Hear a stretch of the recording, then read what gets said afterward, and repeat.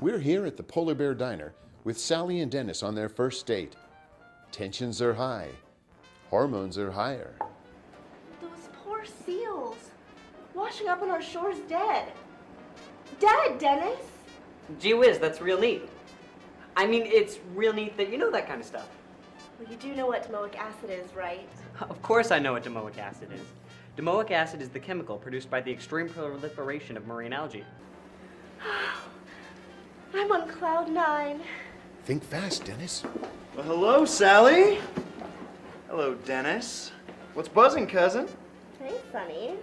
So what's your tale, Nightingale? Well, I'm just here promoting domoic acid awareness. No more dead whales. Since when do you care about domoic acid? And how do you know Sally?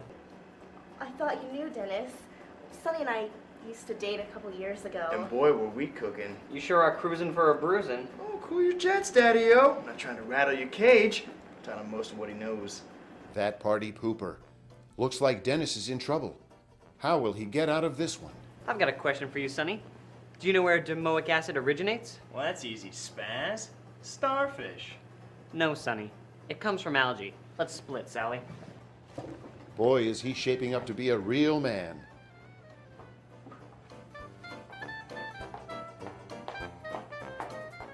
My name is Bernard Freeman, and I started Santa Barbara Mariculture Company about 6 years ago. And I grow oysters and mussels a mile off the coast of Hope Ranch here in town in Santa Barbara. You want to get something? Can I help you? I want some mussels. All right.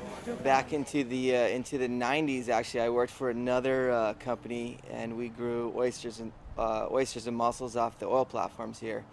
And there was no domoic acid in the 90s, and it wasn't until 2001 when we first started to see domoic acid in the shellfish.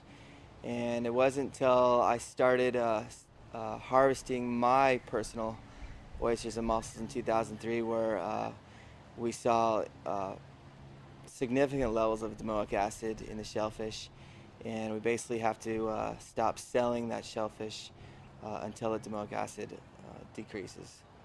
Domoic acid is more of an oceanic phenomenon, and it doesn't penetrate the bays and estuaries, and so my business is more affected, as a shellfish farmer, is more affected by domoic acid than other shellfish farmers because they're in estuaries and bays. I'm on the front lines for sort of oceanic processes, and that kind of ties into the whole global warming. So I'm going to see the effects of global warming before anyone else does because I'm further out into the ocean. There's all these unknown processes that are happening, and I'm out there, and I'm going to see it first. Cameras and everything. And for me, it's important to know about domoic acid because the sooner I know, the sooner I can pass that information on to my customers.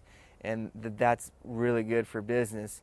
And so when I get an incidence of domoic acid occurring, then I can go to my customers, okay, I see something coming on.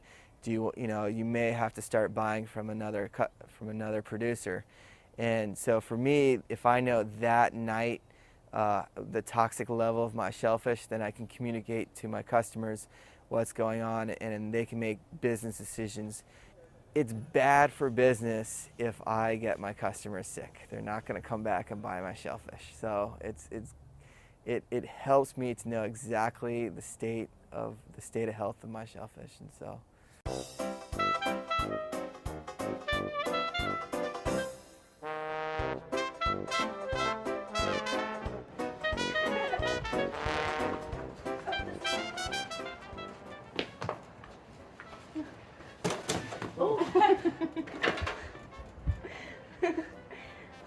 I had a blast tonight. Thank you so much for dinner. Oh, it was nothing, really. Dennis, do you really care about domoic acid? Or have you just been saying it all to him? Now, stop right there, Sally. Listen, not only do I care about domoic acid, I love domoic acid. Oh, Dennis, you really razz my berries. Well, wasn't that just the tops? Two young, passionate individuals eager to save marine mammals from being shot, killed, and murdered by domoic acid. Now, what can we take away from this experience? That domoic acid is complicated, and if you're not careful, it could take your life.